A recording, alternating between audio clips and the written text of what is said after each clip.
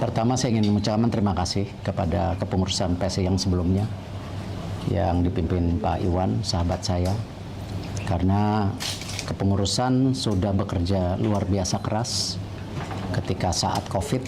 Saya ingat sekali kita sering kontak-kontakan waktu itu bagaimana kita saling mendukung penanganan COVID waktu itu. Dan kebetulan saya waktu itu menjadi ketua salah satu penanggungan COVID waktu itu. Dan tentu apresiasi yang luar biasa ketika juga bisa memperbaiki peringkat tim nasional. Itu yang memang sedang ditunggu oleh tentu masyarakat sepak bola. Tentu juga hari ini bagaimana KLB alhamdulillah berjalan dengan lancar. Dan ini sesuatu prestasi tersendiri karena kita tahu beberapa kali KLB kita mengalami tentu sesuatu yang menjadi sorotan.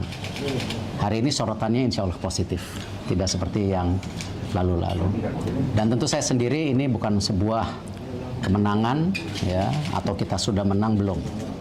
Ini adalah justru bagaimana kita ingin memastikan bekerja lebih baik. Tantangannya sangat berat. 94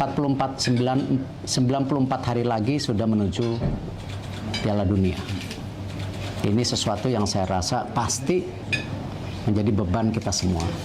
Jadi saya terima kasih, saya dipercaya, tetapi juga menjadi beban bagaimana kita memastikan Indonesia bisa lebih baik lagi, terutama dalam waktu jangka pendek untuk kejuaraan Piala Dunia. Mungkin kita fokus satu-satu.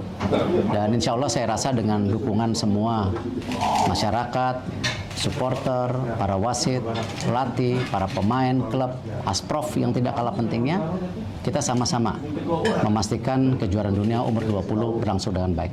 Mungkin itu yang target pertama dulu saya rasa. Untuk Bapak di era kepemimpinan Bapak ke depan nih, hal apa yang perlu dibangun dan diprioritaskan untuk perkembangan sepak bola tanah air? Itu banyak gitu. Fokus satu-satu dulu aja. Boleh Pak. Under 20 dulu ini ya. Banyak. Habis kepilih tentu sarasehan sepak bola dulu. Bagaimana kita harus memastikan sepak bola kita yang bersih dan berprestasi. Nah, karena itu kenapa 2 minggu lagi kita akan duduk untuk mulai menawarkan apa visi misi kita ke depan bersama, bukan visi misi saya. Kalau negara lain, India sudah punya blueprint 2023-2047, masa Indonesia nggak bisa? Nah inilah yang saya rasa kembali sejak awal saya konsisten visi misi ini bersama. Karena kita dalam membangun sepak bola itu tidak bisa karena saya, tapi karena kita. Nah disinilah saya harapkan nanti ada diskusi Liga 1 gimana, Liga 2 gimana, tim nasional gimana, perwasitan gimana. Nah setelah itu baru kita punya yang namanya prioritas jangka pendek, menengah, panjang. Dan saya yakin ini yang ditunggu oleh masyarakat kita semua. Dan insya Allah saya berharapkan dukungan maksimal dari semua karena ini waktunya kita terus meningkatkan yang sudah baik menjadi lebih baik.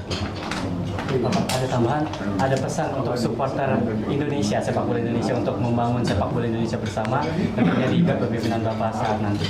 Ya, tantangan ini yang saya rasa sangat penting bagaimana para sahabat supporter itu bisa menjadi bagian penting dalam transformasi sepak bola kita. Karena tentu saya selalu bilang, kita tidak mau menjadi bagian ketika keluarga kehilangan anaknya, adik kehilangan kakaknya, kakak kehilangan adiknya.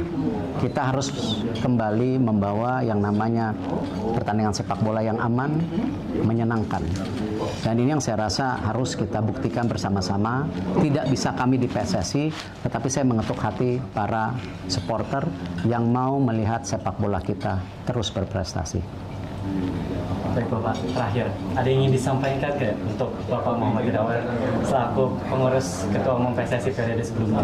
Saya udah bilang di awal dan saya masih tunggu prestasi berikut beliau. Kita tunggu nanti. Kita tunggu. Amin, amin. Terakhir ini belum selesai. Nanti ada yang lain itu. Mungkin terakhir izin Pak Ketua Umum dalam pengurusan kami akan melakukan estafet kepemimpinan yang betul-betul ada tradisi baru. Ya. Saya akan serahkan nanti bendera PSSI kepada Bapak untuk Bapak bawa terbang tinggi ke langit. Hormati. Yang terdekat bawa terbang ke Kenya dulu. Kan ada pemilihan Presiden FIFA. Amin. Masih. Ya.